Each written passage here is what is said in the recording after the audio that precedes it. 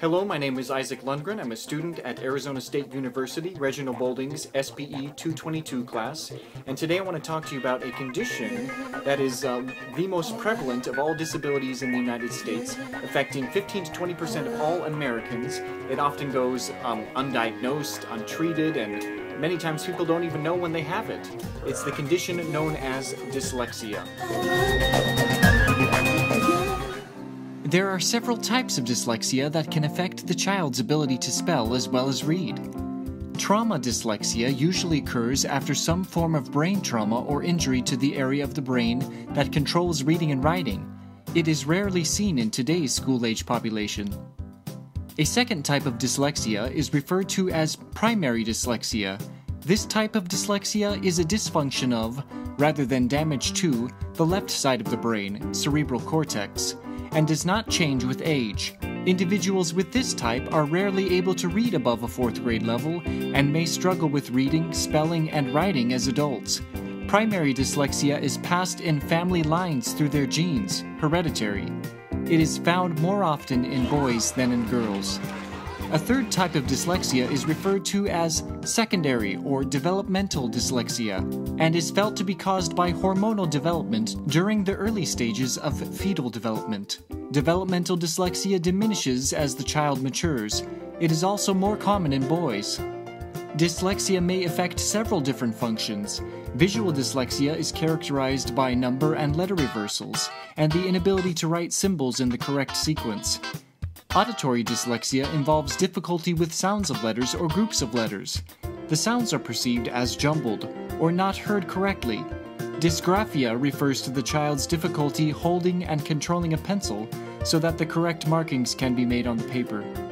Children with dyslexia have difficulty in learning to read despite traditional instruction, have at least average intelligence, and have an adequate opportunity to learn. It is caused by an impairment in the brain's ability to translate images received from the eyes or ears into understandable language. It does not result from vision or hearing problems. It is not due to mental retardation, brain damage, or lack of intelligence.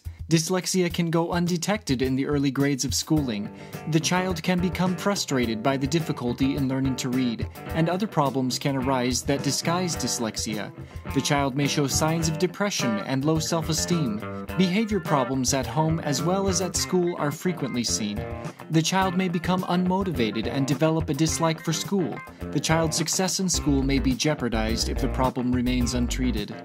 Some people with dyslexia are able to disguise their weaknesses, even from themselves. Many students reach higher education before they encounter the threshold at which they are no longer able to compensate for their learning weaknesses. One common misconception about dyslexia is that dyslexic readers write words backwards or move letters around when reading. In fact, this only occurs in a very small population of dyslexic readers.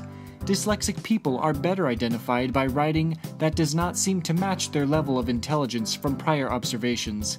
Additionally, dyslexic people often substitute similar-looking but unrelated words in place of the ones intended. According to a comprehensive U.S. government study on how children learn to read, a combination of educational methods is the most effective way to teach children to read. These methods include teaching phonics, making sure that the beginning reader understands how letters are linked to sounds to form words. Guided oral reading, in which the student reads aloud with guidance and feedback, is also important for developing reading fluency. The child must clearly understand the instructions being given, and the instructions must be repeatable or systematic in order to improve the child's reading ability. Depending on the severity of your child's dyslexia, you may want to have a teacher's aide or tutor available to help your child with schoolwork. If your child's dyslexia adversely affects his or her education, he or she may be eligible for an Individualized Education Plan, or IEP, as mandated by the federal government. This will assure that your child receives the appropriate accommodations in the classroom as he or she progresses through school. There is no cure for dyslexia. Those who have it will always have to work harder than their classmates and peers at reading and reading comprehension.